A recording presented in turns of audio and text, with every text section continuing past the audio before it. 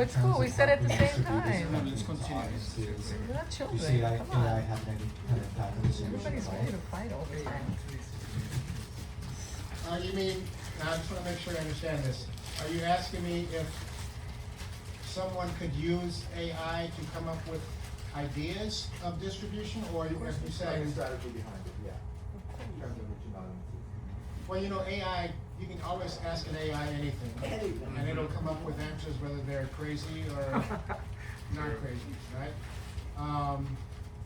I would say that it's possible. I have a friend of mine who is trying to champion AI films. Like he's an AI creator himself, and he's made short films. And he's trying to expand that. And I actually have another friend who, she won the audience award at the Tribeca Film Festival as a director, and she made an AI short film herself, and so she's kind of finding out what it was in terms of AI creations. And her conclusion was that filmmakers, we have nothing to worry about because AI is nowhere near at this point of making great films by itself. But can AI come up with a great idea? Sure, why not? Ask the question. It depends on how you ask that question because, you know, there's this thing called prompt engineering, and you know, if you only get a good answer, you can give a good question, that type of stuff. Tell me a little bit about yourself. Are you a filmmaker? Yeah, for things, like horror, dark drama. Okay, very good. Well, I like horror too. In fact, my film was a horror film, and I say why not?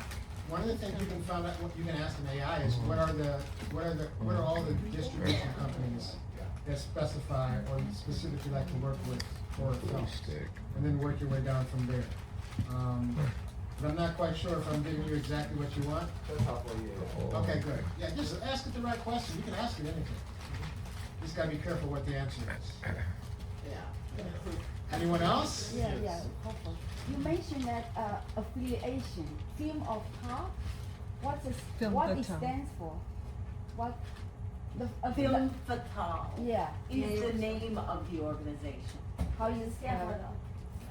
F-I-L-M, Film Fatale, F-A-T-A-L-E. You can just go www.filmfatale and it will come up, and then join it. Are you a director? Yes. Good, and you have a film that you have directed that they can verify? Yes. Good, Yes. you can join. But it's short. It's short film. I think it should be fine. Yeah. There was 2 types of membership, so you'll either be able to join one or the other. And in terms of the Thank you. word film fatale, it's a play on the term femme fatale, But right? it's definitely Film Fatale. And it's all women. Yeah, we're all women members. It's phenomenal. I've never been happier. I mean, and then they do a profile on you. The membership is no joke. You've got to put up some films. You got to put up all kinds of junk. It took me 3 hours to fill out all the hoopla, but I enjoyed every second of it. And they do a whole thing on you. I was just like, I felt so honored. And then they just really take care of the members. And here at Tribeca, they had 3 events for the members that were here for Tribeca. Lots of blah blah on WhatsApp. Really taking care of the members that are here for Tribeca. I was like, wow, this is so fun. And they did the same thing at Cannes, and they'll did the same thing at TIFF. I was like, oh my gosh, that means every festival there's a grouping. We get together. I was just like, oh my goodness. I wasn't even thinking about it. Well, I wasn't a member yet at Sundance, but that's where I met them, was at Sundance, because the founder remembered me from last year, and she went to a Film Independent event, and she came over to my table and she goes, okay, Sonia, we're having an event, you need to come. And I went, okay, I'll have you in my VIP table. And I went, okay. And then the ball just went, and I was like, okay, this is happening. She handled me. And I just want to say that this brings me back to the acting seminar that I did when I was in Barcelona. One of the main points that I try to impress upon anyone that I ever talk to about successful actions. One of the most successful actions you can have, not just as an actor or as a director or as a producer or just in life, is a certain type of attitude, right? One of the things that I've discovered is that opportunities come all the time. All the time. Sometimes they go over your head. It's not real. Can't happen. It's just for somebody else. Sometimes you're not looking at that opportunity. Sometimes you're not even open to an opportunity. Opportunities happen. If you have an attitude of, okay,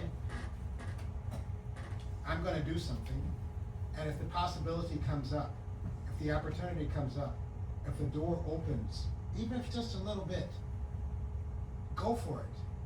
Seize on those opportunities, right? If you're willing to, first of all, recognize that opportunities happen all the time, and second of all, you're going to take advantage of that opportunity, even if it's not obvious. Something could happen where everybody in the room is going, oh, whatever, or that's ridiculous. But if you're the one that goes, okay, wait a minute, I could do that, right? If you're open to opportunities and you reach for them, you're going to be the person that will actually get those opportunities achieved, right? That's a major, major part of having success as a director. You know, this one of the reasons why I was just pointing out Darwin and his greatness a second ago is this is an incredible opportunity for you guys. Yeah. No matter what you do, you could even be someone. You literally could be someone walking in off the street and hearing one thing could be an opportunity that could make your life better. That you can walk out and do a better job with, or achieve more things with as a result. So that's what I do. I get opportunities all the time, and I'm open to them. In fact, I'm even more on that. I look at it as miracles happen. Yeah. Why not to me, right? And the reason why I came to that conclusion is because ever since I first started in this business, miracles have happened. Like things that were not supposed to happen happened with me. Like I decided later in life, after having been married to Sonia for so long, and I had 2 kids, and I've always wanted to be an actor, and I was like, you know what, I should probably do this, you know, before it's too late. You know? And I was like middle-aged, and I started looking in the one ads for actors, you know, and there were no one ads saying we want to hire an actor. So I bought a book about an actor. And the lady that sold me the book said, hey, listen, do you have a headshot? And I said, no. And she goes, well, a friend of mine does headshots. Go to him tomorrow. And I went to him, and he's taking my headshot. And he goes, do you have an agent? And I go, no, I don't have an agent. And he goes, well, a friend of mine is an agent. I'll take you down the hall and I'll introduce you to her. Yeah. He took me down the hall, he introduced him to her. She signed me on the spot. Wow. Sent me on an audition the next day. I booked it. And I just started doing that. I go to LA. I get signed with one of the biggest talent agencies for commercials in Hollywood. They loved me because I had a great smile and a good personality. But they never sent me out. Never sent me out. But I kept believing that I knew I had something in me that was going to go. And so I figured, you know what, let me take a class on how to do commercials. And at the end of that class, there was a showcase with agents. This agent walked up to me and she goes, Terence, I don't have anybody like you. I would love to sign you right now. I was like, sure, let's do this. I quit the bigger agency and I went with this smaller boutique agency. And she goes, I'm going to push you. And that week I booked 10 national commercials. And I was on the map commercially as an actor. But nobody wanted anything to do with me theatrically. I couldn't do any movies, I couldn't do any TV. They didn't want anything to do with me. So I took an acting class. And at the end of my first scene that I put up in that acting class, I got a standing ovation. I was like, wow, this is pretty good. I must be doing something right. So I go outside and this guy walks up to me and he goes, you're cast. And I go, great. Cast in what? And he goes, I'm writing a short film. I want you to star in it. So I was like, okay, let's do this. He was another student in the class. He had never directed before in his life.